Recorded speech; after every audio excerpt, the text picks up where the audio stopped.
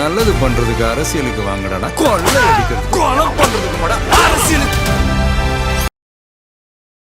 அது விசாரணையே இல்லாமல் 5 பிரிவுகள் அவர் மீது எப்படி வழக்கில் தொடுக்க முடியும்? இது மாதிரி பல வழக்குகள் தமிழக வெற்றி கழகத்தின் கேண்டிடேட் மேலும் கட்சியில் இருக்கக்கூடிய நிர்வாகிகள் மேலும் திணிக்கப்படும்.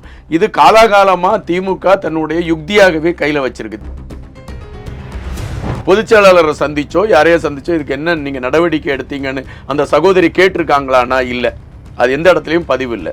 திடீர்னு அந்த சகோதரி போய் தேர்தலுக்கு அவருக்கு பேர்ல அறிவிச்ச திடீர்னு போய் ஒரு நான் வழக்கு தொடுத்தேன் அப்படிங்கிறாங்கன்னா எங்க இருந்தோ இயக்கப்பட்டு இருக்காங்க அப்படிங்கறத தான் பார்க்க முடியுது. இது திமுக எடுக்கக்கூடிய அவங்க என்ன நினைச்சாங்க, தமிழக வெற்றி கழகம் பெரிய ஒரு ஆளுமையா வராது அப்படிங்கிற நினைச்சாங்க. காங்கிரஸை சார்ந்த 80% தொண்டர்கள் அவங்க எங்க கட்சியை நாங்க போய் கூட்டணியில் இருக்கட்டு, நாங்க இந்த ஓட்டு விஜய் உங்களுக்கு தான் போடுறோம்.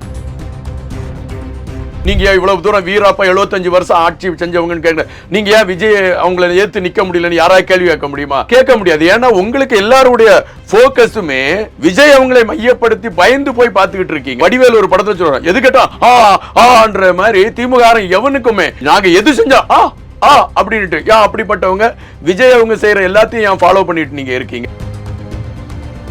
திமுக மேல நிறைய பாலியல் சார்ந்த விமர்சனங்கள் நிறைய வந்துருச்சு. அப்போ இனி தமிழக வெற்றி கழகத்துக்கு மேல இதே மாதிரி ஏதாவது 2 முன்னத்தை கொண்டு வருவோம் அப்படிங்கிற தொலைநோக்கு சிந்தனையோடு திமுக எடுத்திருக்கக்கூடிய ஒரு காழ்ப்புணர்ச்சி அல்லது ஒரு இயலாமையின் வெளிப்பாடுதான் இந்த திருவள்ளூர் மாவட்டத்தில் அவங்க நடத்திட்டு இருக்க கேம். ஓட்டை தமிழக வெற்றி கழகத்துக்கு போட்டு அப்படின்னுட்டு பொதுமக்கள் பெண்கள் பிரச்சாரத்தை எடுக்கிறாங்க. அப்போ இப்படிப்பட்ட பிரச்சாரத்தை முறியடிக்க என்ன களம்னுட்டு இப்ப திமுகவுக்கு தெரியல. அதனால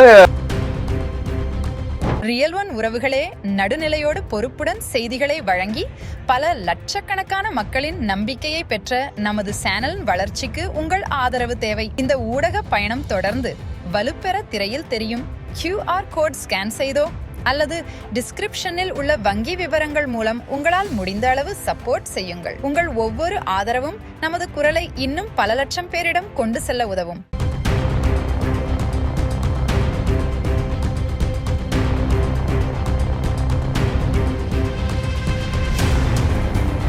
ரியல் ஒன் மீடியா நேயர்களுக்கு வணக்கம். இன்று நம்முடன் நேர்காணலுக்காக தாவேகாவிலிருந்து மாநில செய்தி தொடர்பாளர் இன்பா அவர்கள் இணைந்திருக்காங்க. வணக்கம் சார். வணக்கம். எப்படி இருக்கீங்க? நல்லா இருக்கேன். நீங்க எப்படி இருக்கீங்க? நல்லா இருக்கேன். தமிழக வெற்றி கழகத்தின் கேண்டிடேட் வேட்பாளர் அவர்கள் மீது பாத்தீங்கன்னா பாலியல் புகார் ஒன்று வந்திருக்கு. அதுவும் மகளிரணி நிர்வாகி அவர்கள் கொடுத்திருக்காங்க.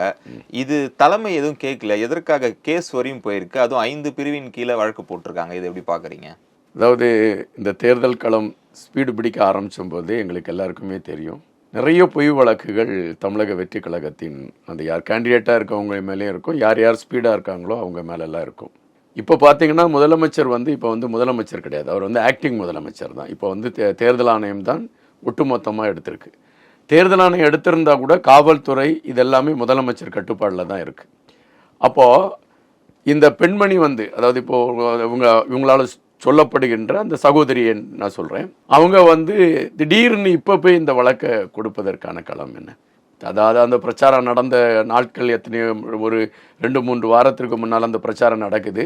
அவங்க இன்னைக்கு போய் நான் திடீர்னுட்டு நாங்கள் வழக்கு கொடுக்க அப்படிங்கிறதுக்கான பின்னணியில் இருக்கக்கூடிய களம் என்னன்னா அவங்க இத்தனை நாளா தலைமை இதை நடவடிக்கை எடுப்பாங்கன்னு சொல்லிட்டு பார்த்தா அவங்க எடுக்கலன்றதுக்காக தான் நான் போய் போலீஸ் இல்லை தலைமை நடவடிக்கை. இப்போ எனக்கு உங்களை பிடிக்கல, நான் உங்கள் மேலே ஒரு பொய் புகார் சொல்லலாம்.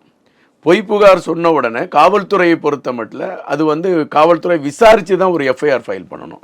போன உடனே ஒரு ஆள் சொன்ன உடனே காவல்துறை எஃப்ஐஆர் ஃபைல் பண்ணி அவர் மேலே 5 பிரிவில் வழக்கு அப்படிங்கும் பொழுது அது ஒரு சந்தேகத்தை கிளப்புது. இப்போ நான் தான் பண்ணிட்டேன், கம்ப்ளைண்ட் பண்ணிட்டேன். அது விசாரணையே இல்லாமல் 5 பிரிவில் அவர் மீது எப்படி வழக்கில் தொடுக்க முடியும்? இது ஒரு கேள்வி. இன்னொன்று பார்த்தீங்கன்னா, நான் என்ன சொல்கிறேன்னா, இது மாதிரி பல வழக்குகள் தமிழக வெற்றி கழகத்தின் அந்த கேண்டிடேட் மேலேயும் கட்சியில் இருக்கக்கூடிய நிர்வாகிகள் மேலும் திணிக்கப்படும்.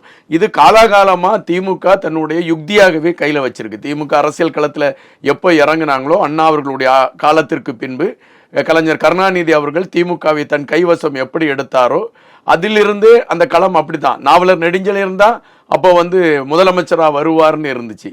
அதுக்குள்ள எவ்வளவு சித்தடி வேலைகள் எல்லாம் செய்து நாவலர் நெடுஞ்செழியனை அவுட் பண்ணிட்டு இவங்க வந்தாங்க. அதுக்கப்புறம் எம்ஜிஆருக்கு மேல எவ்வளவு குற்றச்சாட்டுகள் வச்சுச்சு, எம்ஜிஆர் மன்றங்கள் அடித்து தவிர்க்கப்பட்ட களங்கள், கலைஞர் கருணாநிதிக்கு எதிராக இருந்த அனைத்து களங்களுமே தகர்க்கப்பட்ட விடயங்கள், இது எல்லாமே நமக்கு தெரிஞ்ச களம் தான்.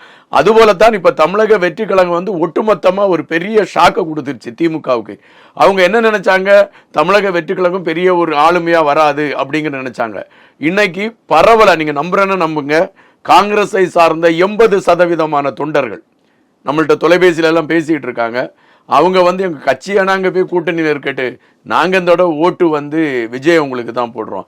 ஒவ்வொரு வீட்டில் இருக்கக்கூடியவங்க பொதுமக்கள் பிரச்சாரத்தை கையில் எடுத்துட்டாங்க. அதாவது நாங்க போய் பிரச்சாரம் பண்ணல, பொதுமக்கள் பிரச்சாரம் பண்றாங்க. எப்பா இந்த தடவை மறந்துடாத, இந்த தடவை ஓட்டை வந்து தமிழக வெற்றி கழகத்துக்கு போட்டு அப்படின்னுட்டு பொதுமக்கள் பெண்கள் பிரச்சாரத்தை எடுக்கிறாங்க. அப்போ இப்படிப்பட்ட பிரச்சாரத்தை முறியடிக்க என்ன களம்னுட்டு இப்ப திமுகவுக்கு தெரியல. அதனால பொய் வழக்குகளும் எல்லாமே இப்ப சார் மத்த வழக்குனா சரின்னு சொல்லலாம். ஒரு பெண் நிர்வாகி, அதுவும் தமிழக வெற்றி கழகத்துல இருக்க அவங்களே போயிட்டு பாலியல் புகார் பண்ணாங்க அப்படின்னு சொல்றதுக்கு வந்து இதை எப்படி எடுப்பீங்க நீங்க சொல்லுங்க. அதாவது இப்போ சமீபத்தில் கூட கேரளாவில் ஒரு சம்பவம் நடந்துச்சு.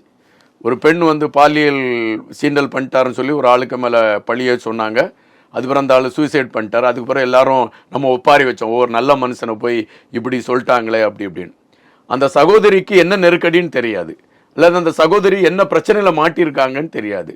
அது அவங்க பாதிக்கப்பட்டாங்க அப்படின்னா தலைமை கழகத்துக்கு கொண்டு போனாங்கன்னு வச்சுக்கோங்களேன். அவங்களுடைய கூற்றின்படியே நான் வரேன், தலைமை கழகத்துக்கு கொண்டு போயிட்டாங்க. தலைமை கழகத்துக்கு கொண்டு போனவங்க அதுக்கு பிறகு பொதுச் செயலாளரை சந்திச்சோ யாரையோ சந்திச்சோ இதுக்கு என்ன நீங்க நடவடிக்கை எடுத்தீங்கன்னு அந்த சகோதரி கேட்டிருக்காங்களான்னா இல்லை, அது எந்த இடத்துலையும் பதிவு இல்லை.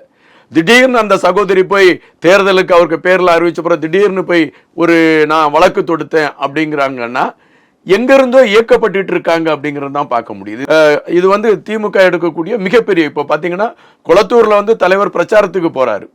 கொளத்தூர்ல பிரச்சாரத்துக்கு போச்சோமே, இப்போ மு.க. ஸ்டாலின் அவங்க பிரச்சாரத்துக்கு போறாங்கன்னா அந்த பகுதியில நம்மளை நிறுத்திடுறாங்க, இந்த சைடு போகாது, அப்படி போ இப்படி போன்னு நிறுத்திடுறாங்க. ஆனா ஒரு பெரிய மாஸ் வரக்கூடிய ஒரு தலைவர் போறார். இப்போ மு.க. ஸ்டாலின் உங்கள் பிசினஸ் இன்னும் அதிக மக்களை சென்றடைய வேண்டுமா? இன்றைய டிஜிட்டல் உலகில் சரியான ப்ரமோஷன் தான் வெற்றியின் முதல் படி. தமிழகம் முழுவதும் பல லட்சக்கணக்கான பார்வையாளர்களை தினமும் சென்றடையும் ரியல் ஒன் யூடியூப் சேனல்களில் உங்கள் பிசினஸ் இனி எல்லோரும் அறியட்டும். குறைந்த செலவில் அதிக ரீச்.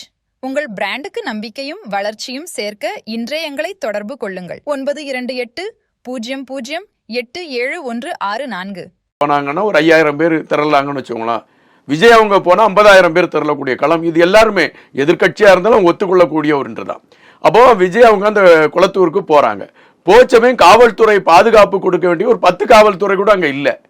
அப்போ கரூர்ல ஏறக்குறைய நடந்த அதே சம்பவத்தை ரிப்பீட் பண்ணக்கூடிய ஒரு களமா மாறி, அங்க ஒரு செந்தில் பாலாஜி, இங்க ஒரு முதலமைச்சர் மு.க. ஸ்டாலினா அப்படிங்கிற ஒரு கேள்வி எழும்புது. கரூர்ல நாங்க எல்லாருமே சொன்னோம், கரூர்ல நடந்தது அது ஒரு இயற்கையா நடந்தது இல்ல, அது ஏதோ திட்டமிட்டு ஏதோ ஒரு செயல் நடந்திருக்கு அப்படிங்கிறது எல்லாரும் எடுத்து வச்ச ஒரு கருத்தா இருந்துச்சு. ஆனால் அப்போ அதை திமுக சார்ந்தவர்கள் ஐயோ நாங்க இப்படியா அப்படியான்லாம் சொன்னாங்க. இப்போ ஒரு சிம்பிள் எக்ஸாம்பிள் தான் உங்களுக்கு. இப்போ குளத்தூர்ல தலைவர் போறாரு, அதுக்கு நீங்க காவல்துறையை கொடுத்துருக்கணும் பாதுகாப்புக்கு. அவர் போயிட்டு இருக்காரு, அதுக்கு நேர் எதிரில் ஒரு பேருந்து வருது, மாநகர பேருந்து. அது எப்படி அந்த மாநகர பேருந்து எடுக்கச்சுமே அந்த குறுகலான இடத்துல அதுபோல ஒரு நெருக்கடி ஏற்படணும், ஒரு 2-3 பேர் மரணத்தை தரணும் அப்படின்னா சொந்த தொகுதியில் இருக்கக்கூடிய மக்களுடைய மரணத்தை வைத்து வாக்கு வங்கியை எப்படி பெருக்கலான்னு ஒரு கணக்கீடு பண்ணிட்டு திமுக களத்துல நிற்கும் பொழுது இது போன்ற பொய் குற்றச்சாட்டுகள் எடுத்து வைப்பதற்கு அவங்க தயங்க மாட்டாங்க அப்படிங்கிறதுக்கு அதைத்தான் நான் என்னால் எடுத்து வைக்க முடியும். இது பொய் குற்றச்சாட்டு, அவ்வளவுதான். ஓகே சார், இப்போ விஜய் அவர்கள் மீது வழக்கு தொடுத்திருக்காங்கல்ல, அதை எப்படி பாக்குறீங்க? நேற்று வில்லிவாக்கம் போகாத காரணம் என்ன? நெருக்கடி வந்திருக்கா? இல்ல, நான் சொல்லட்டா, தலைவர் முதல்ல இருந்தே பிரச்சாரத்துக்கு வர்றேன்னு சொல்ல சமயத்திலிருந்தே திமுக சார்ந்தவங்க இது போன்ற இடர்பாடுகளை செஞ்சுட்டு தான் இருப்பாங்கிறது திட்டமிட்ட ஒன்று. இது நீங்க பாத்தீங்கன்னா ஒரு சின்ன ஒரு கால்குலேஷன் அப்படின்னு நான் உங்களுக்கு சொல்றேன் கேளுங்களா. விஜய் அவங்க ஒரு கட்சியை தொடங்குறேன்னு அறிவிக்கிறாங்க. இந்த கட்சி உடனே தற்குறி அப்படின்னு சொன்னாங்க. ஆனா இந்த கட்சி எப்படி வந்துச்சுன்னா 20-25 வருடம் மக்கள் இயக்கமா இருந்து களத்துல நின்று போராடி ஒவ்வொரு இடத்திலும் மக்கள் பிரச்சனைகளை பேசி உள்ளூராட்சி தேர்தலில் 128 பேர் வின் பண்ணி 12 ஊராட்சி தலைவர்கள் வின் பண்ணி ஒரு பெரிய கட்டமைப்போட இந்த மக்கள் இயக்கம் நடந்துட்டு. அதுக்கு பிறகு விஜய் அவங்க வந்து அதை கட்சியா உருவாக்குறாங்க. கட்சியா உருவாக்குன உடனே இது தற்கொலை கூட்டம். நீங்க சரி, நாங்க அதையும் ஏத்துக்கிட்டோம், நாங்க தற்கொலை கூட்டம்னே இருந்துட்டு போட்டு, ஒரு தலைவரை நீங்க இப்படித்தான் வரவேற்பீங்களா, ஒரு தலைவர் வந்தா இவ்வளவுதான் நீங்க கூட்ட முடியும். இதே நிலைமை எல்லா கட்சி தலைவர்களுக்கும் நடந்திருக்கு. எல்லா கட்சி தலைவர்களும் வரும்பொழுது மரத்துல ஏறி நின்று பார்த்ததும், போஸ்ட்ல ஏறி நின்று பார்த்ததும், அந்த தலைவர் மேல பூவள்ளி வீசினதும் எல்லாமே நடந்திருக்கு. ஆனால் இப்போ வந்து நமக்கு சமூக வலைதளங்கள் மிக இதா இருக்கனால அந்த தலைவருடைய வருகை வந்து பெரிய இடத்துக்கு ரீச் ஆயிருது. வந்தோடனே இன்னும் கிரௌட் அதிகமாகுது, அந்த வரவேற்பு இன்னும் அதிகமாகுது. ஆனா தற்கூரின்னு சொல்லி எங்களை ஓச்சிங்க. ரெண்டாவது என்ன சொன்னாங்க, இந்த கட்சி வந்து 4 நாள் தான் இருக்கும், இல்லை அவர் ஷூட்டிங் மாதிரி 90 நாள் ஷூட்டிங் கொடுத்துட்டு அவர் வீட்டுக்கு போயிடுவார், இதை சொன்னாங்க. ஆனால் நீங்கள் அந்த கட்சி அலுவலகத்தில் கட்சி ஆரம்பிச்சதுலேருந்து அங்கே நடைபெற்ற ஒவ்வொரு செயல்பாடுகளையும் பார்த்தீங்கன்னா மிக துல்லியமாக அனைத்து செயல்பாடுகளும் நடைபெற்றுச்சு. அதுக்கு பிறகு விஜய் அவங்க பிரச்சாரத்துக்கு போற கிளம்புறாங்க. பிரச்சாரத்துக்கு கிளம்ப சமயம் அதுக்கு பயங்கர குளறுபடிகளை கொடுத்தாங்கன்னா, இடத்துக்கு விஜய் அவங்க போகும்பொழுதே கூட்டம் அதிகமாயிடுச்சு. அப்ப இவர் எல்லா இடத்துக்கும் போனாலும் இது போல கூட்டம் வந்தா மக்கள் ஒட்டுமொத்தமா மாறிடுவாங்க, ஏன்னா மக்கள் திரண்டு நிக்கிறாங்க அப்படின்னு இதை தடுக்கணும்ட்டு கரூர்ல ஏதோ ஒண்ணு பண்ணிட்டாங்க. அது அது அது முடிஞ்சு போச்சா. அப்போ அதுக்கு பிறகு இவருடைய பிரச்சாரத்தை முடக்கிறதுக்கான களங்களை எடுத்தாங்க.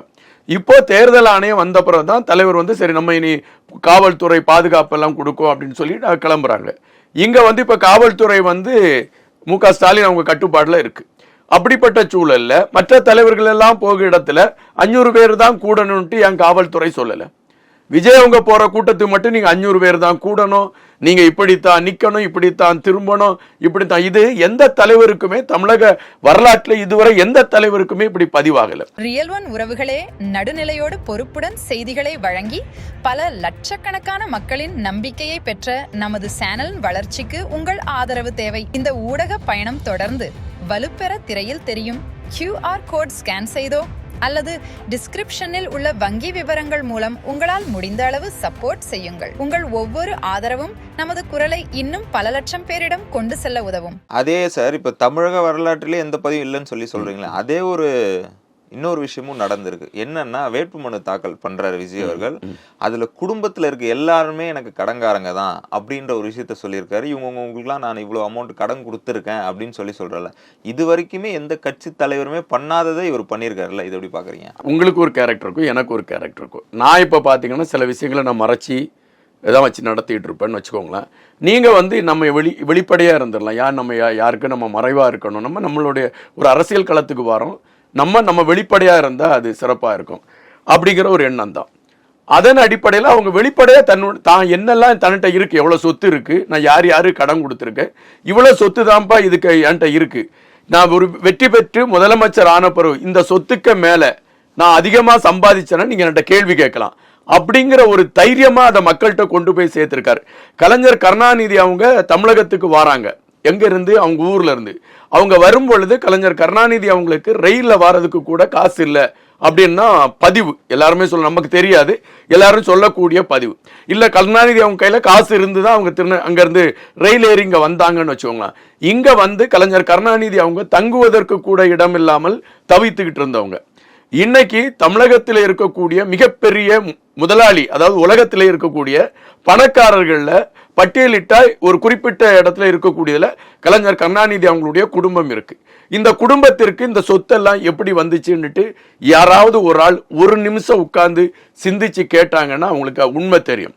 எங்களை பொறுத்த மட்டும் எங்களுடைய தலைவர் வந்து என்கிட்ட இவ்வளவு சொத்து இருக்குப்பா, தேர்தல் முடிஞ்ச பிறகு நீங்க பாத்தீங்கன்னா இதே சொத்து தான் என்கிட்ட இருக்கு, நான் முதலமைச்சரானி நான் ஆட்சியில் 5 வருஷம் ஆண்டுட்டு நான் வெளியே வரும் பொழுது இதே சொத்து தான் என்கிட்ட இருக்குங்கிறத சொல்றதுக்கு தெளிவா எல்லாத்தையும் எடுத்து வச்சிருக்காரு. இப்போ எல்லா கட்சி தலைவருமே வேட்புமனு தாக்கல் பண்ணும்போது பாத்தீங்கன்னா ஒரு தொகுதியில தான் பண்றாங்க. ஆனா விஜய் அவர்கள் மட்டும் வித்தியாசமா 2 தொகுதியில் இப்ப பண்ணியிருக்காருல்ல, என்ன காரணம்? மீடியா வந்து நம்மளை பத்தி பேசிட்டே இருக்கணும்ன்றதுக்காக இந்த காரணங்கள்லாம் பண்ணிட்டு. அதாவது இது வந்து ஒரு சிம்பிள் கான்செப்ட் தான். இப்ப பாத்தீங்கன்னா விஜய் அவங்க வந்து பெரம்பூர்ல வந்து வேட்புமனு தாக்கல் செஞ்சிருக்காங்க. உடனே இவங்க என்ன சொல்லுவாங்க, இப்ப தனியா அந்த பெரம்பூர் மட்டும் தலைவர் நிக்கிறாருன்னு வச்சுக்கோங்களேன், அது அவருக்கு அந்த இடத்துல வந்து உண்மையிலே பாத்தீங்கன்னா உங்களுக்கு ரசிகர்கள் அங்க கூடுதல். முதல்ல அதுல அந்த உறுப்பினர் சேர்க்கையில கூட அங்கிருந்த நிறைய பேர் சேர்ந்தாங்க. இந்த பிளான் பண்ணி தான் அவங்க அங்க போய் நின்ட்டாங்கன்னு சொல்லுவாங்க. இப்ப திருச்சியிலே 2வது தொகுதிக்கு நாங்க வேட்புமனு தாக்கல் பண்ணிட்டோம். 2 தொகுதி தலைவர் நிற்கிறார். இந்த 2 தொகுதியிலுமே தலைவர் பிரச்சாரத்துக்கு போலனாலும் வின் பண்ணுவார். இதே அவர் நார்வேல நின்றாரும் வின் பண்ணுவார், திருநெல்வேலியில் நின்றாரும் வின் பண்ணுவார், எங்க நின்றாலும் வின் பண்ணுவார். எங்களுக்கு பயம் இல்லை, நாங்க எந்த தொகுதியில் நின்னாலும் வின் பண்ணுவோம். ஏன் இதை விமர்சனம் வைக்கிறாங்கல்ல, மு.க. ஸ்டாலின் அவங்க 2 தொகுதியில் நிக்க சொல்லுங்களா, நின்று அவங்களால வின் பண்ணி காட்ட சொல்லுங்களா. இது இருக்கட்டும், ஆனா எதற்காக எந்த தொகுதியில் நின்னாரு ஜெயிப்பாருன்னு சொல்லி சொல்றீங்களா? குளத்தூர்ல ஏன் நிக்கல டைரக்டா? குளத்தூர்ல ஏன் நிக்கலன்னு இது நம்ம கேள்வியே கேட்க முடியாது. எப்படி ஏன் கேட்க முடியாதுன்னா, ஒரு களம் நாங்க எங்களுக்கு எது அதைத்தான் நாங்க குளத்தூர்ல போய் மு.க. ஸ்டாலினை ஏத்து நிக்க ஏன் நிக்கலன்னு கேட்க முடியாது. மு.க. ஸ்டாலின் போய் கேட்க முடியுமா, நீங்க ஏன் விஜய் அவங்க நிக்கிறாங்கல்ல பெரம்பூர்ல, நீங்க ஏன் இவ்வளவு தூரம் வீராப்பா 75 வருஷம் ஆட்சி செஞ்சவங்கன்னு கேட்க, நீங்க ஏன் விஜய் அவங்கள ஏத்து நிக்க முடியலன்னு யாராவது கேள்வி கேட்க முடியுமா? கேட்க முடியாது. ஏன்னா உங்களுக்கு எல்லாருடைய போக்கஸுமே விஜய் அவங்களை மையப்படுத்தி பயந்து போய் பார்த்துக்கிட்டு இருக்கீங்க. அதனால அவர் எது செய்தாலும் ஒரு அதிர்ச்சி. இந்த வடிவேல் ஒரு படத்தை சொல்றோம், எது கேட்டா ஆன்ற மாதிரி திமுக எவனுக்குமே நாங்க எது செஞ்சா அப்படின்ட்டு அப்படிப்பட்டவங்க விஜய் அவங்க செய்யற எல்லாத்தையும் ஏன் ஃபாலோ பண்ணிட்டு நீங்க இருக்கீங்க? எங்க தலைவர் எதெல்லாம் செஞ்சுக்கிட்டு இருக்காரோ அதை ஃபாலோ பண்ணி மக்கள்கிட்ட கொண்டு போறீங்க. இந்த சூழல்ல நீங்க எங்க மேல என்ன வேணாம்னு சொல்லிட்டு போங்க, எந்த விதமான விமர்சனங்களையும் எடுத்து வைங்க, அதாவது போலீஸை வச்சு நெருக்கடி கொடுங்க, எது வேணாலும் செய்யுங்க. மக்கள் தெளிவாயிட்டாங்க. இந்த தடவை தமிழக வெற்றி கழகம் ஆட்சி பீடத்துல ஏறுது. நீங்க நம்புங்க அல்லது நம்பாம போங்க, அது இந்த ஒட்டுமொத்த தமிழகமே மாறி நிற்கக்கூடிய ஒரு களத்தை நான் பார்த்துருக்கேன்னா, ஒரு 20 மாவட்டத்துக்கு மேல போயிட்டேன். ஒட்டுமொத்த தமிழகமே மாறி நிற்க களத்தை நான் பார்த்துருக்கேன். மிகப்பெரிய திமுகவில் அவங்களுடைய குடும்பம் எல்லாமே திமுகவில் வெறுபிடிச்சு இருக்கக்கூடியவங்க, திமுகவை தாத்து நம்ம ஏதாவது பேசிட்டா நம்மளே வெட்டி போடுவாங்க, அப்படி இருந்த நண்பர்கள், என்னுடைய நண்பர்கள். அவங்க என்னை சொல்றாங்க, மாப்பிள்ள நாங்க எல்லாருமே மாறிட்டோம்டா, நாங்க எல்லாருமே தமிழக வெற்றி கழகத்துக்கு வந்துட்டோம்டான்னுட்டு அவங்க எனக்கு போன் பண்ணி சொல்றாங்க. அப்ப களம் எப்படி மாறி இருக்குன்னு நீங்க பாத்துக்கோங்க. எனவே எங்களுடைய தலைவர் முதலமைச்சராக வீற்றிருப்பார். காவல்துறை அப்பொழுது காவல்துறையாக செயல்படும். எல்லாருக்குமான பாதுகாப்பு அப்பொழுது உறுதிப்படுத்தப்படும். இப்போ திமுக மேல நிறைய பாலியல் சார்ந்த விமர்சனங்கள் நிறைய வந்துருச்சு. அப்போ இனி தமிழக வெற்றி கழகத்துக்கு மேல இதே மாதிரி ஏதாவது 2-3 கொண்டு வருவோம் அப்படிங்கிற தொலைநோக்கு சிந்தனையோடு திமுக எடுத்திருக்கக்கூடிய ஒரு காழ்ப்புணர்ச்சி அல்லது ஒரு இயலாமையின் வெளிப்பாடு தான் இந்த திருவள்ளூர் மாவட்டத்தில் அவங்க நடத்திட்டு இருக்க கேம். அவ்வளவுதான். தொடர்ந்து பேசுவோம் சார். எங்களோட இணைந்து பல்வேறு தகவலை பயந்ததற்கு மிக்க நன்றி. நன்றி, வணக்கம். உங்கள் பிசினஸ் இன்னும் அதிக மக்களை சென்றடைய வேண்டுமா? இன்றைய டிஜிட்டல் உலகில் சரியான ப்ரமோஷன் தான் வெற்றியின் முதல் படி. தமிழகம் முழுவதும் பல லட்சக்கணக்கான பார்வையாளர்களை தினமும் சென்றடையும் ரியல் ஒன் யூடியூப் சேனல்களில் உங்கள் பிசினஸ் இனி எல்லோரும் அறியட்டும். குறைந்த செலவில் அதிக ரீச். உங்கள் பிராண்டுக்கு நம்பிக்கையும் வளர்ச்சியும் சேர்க்க இன்றே எங்களை தொடர்பு கொள்ளுங்கள். 928 00 8714.